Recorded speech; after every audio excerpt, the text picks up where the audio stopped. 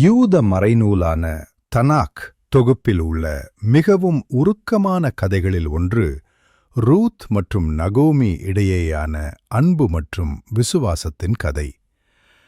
இந்த கதையை தனாக் வசனங்களின் ஆதாரத்தோடும் தமிழ் விளக்கத்தோடும் உங்களுக்கு கூறுகிறேன். நகோமி என்ற பெண்மணி பஞ்சத்தின் காரணமாக மோவாப் தேசத்திற்குச் சென்றார். அங்கு அவரது கணவரும் 2 மகன்களும் இறந்துவிட்டனர். ஆதரவற்ற நிலையிலிருந்த நகோமி தனது மருமகள்களான ரூத் மற்றும் ஓர்பாவை தங்கள் தாய் வீட்டிற்கு திரும்பிச் செல்லுமாறு வேண்டினாள். ஆனால் ரூத் தனது மாமியாரை பிரிய மறுத்துவிட்டார்.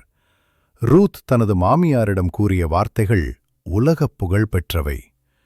இது ரூத் 1:16 இவ்வாறு உள்ளது. அதற்கு ரூத், நான் உம்மை பின்பற்றாமல் உம்மை விட்டு திரும்பிப் போவதை குறித்து என்னோடே பேச வேண்டாம்.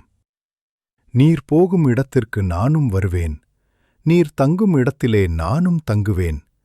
உம்முடைய ஜனம் என்னுடைய ஜனம், உம்முடைய தேவன் என்னுடைய தேவன். தொடர்ந்து ரூத் 1:17 அவள் தனது உறுதியை வெளிப்படுத்துகிறாள். நீர் மரணமடையும் இடத்தில் நானும் மரணமடைந்து அங்கே அடக்கம் பண்ணப்படுவேன். மரணமே அல்லாமல் வேறொன்றும் உம்மை விட்டு என்னை பிரித்தால் கர்த்தர் அதற்கு சரியாகவும் அதற்கு அதிகமாகவும் எனக்கு செய்ய கடவர் என்றாள். கதையின் முடிவு. ரூத் தனது மாமியாரை பராமரிக்க துணிச்சலுடன் பெத்லகேமுக்கு வந்தார். அங்கு வயல்களில் கதிர் பொறுக்கி உழைத்தாள்.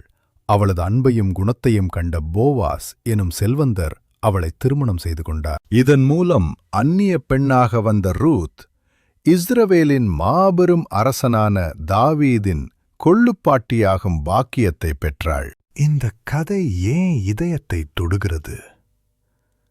தனக்குத் தெரிந்த சூழலை விட்டுவிட்டு முதியவரான மாமியாரை காக்க ரூத் எடுத்த முடிவு ஒரு உன்னதமான தியாகம். ஏழ்மையிலும் இழப்பிலும் இருந்தபோது அவர்கள் ஒருவருக்கொருவர் காட்டிய அன்பு அவர்களுக்கு புதிய வாழ்வை தந்தது. இந்த கதை ஒரு சோகத்தில் தொடங்கி ஒரு பெரிய வெற்றியில் முடிகிறது. ரூத்தின் விசுவாசத்தினால் ஒரு சிதைந்த குடும்பம் மீண்டும் உயிர் பெறுகிறது. மோவாபிய பெண்ணான ரூத் இஸ்ரவேலின் மிகச்சிறந்த மன்னரான தாவீது ராஜாவின் கொள்ளுப்பாட்டியானாள். ஒரு சாதாரண பெண்ணின் அன்பு எப்படி ஒரு தேசத்தின் வரலாற்றையே மாற்றியது என்பதே இந்த தனாக் கதையின் அழகான முடிவு.